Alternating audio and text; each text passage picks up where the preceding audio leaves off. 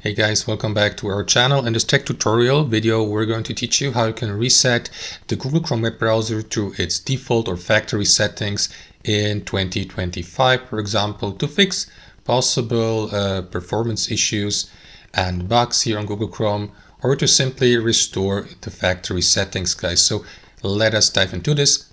Open Google Chrome on your computer or laptop. And next, click into these three dots here and click into settings there at the bottom of that list.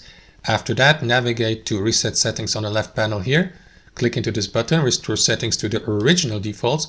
And after that, guys, Chrome will ask you for confirmation if you really want to do this or not.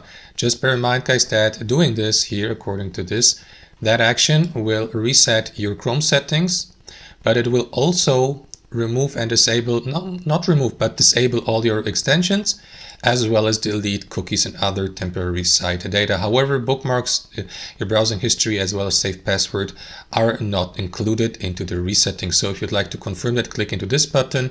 I'm not going to do this. I would like to keep my settings, so I'm going to click into cancel. But that's how you do it in 2025 on Chrome, guys. Hope you enjoyed this video, got some real value from it, and we'll catch you later.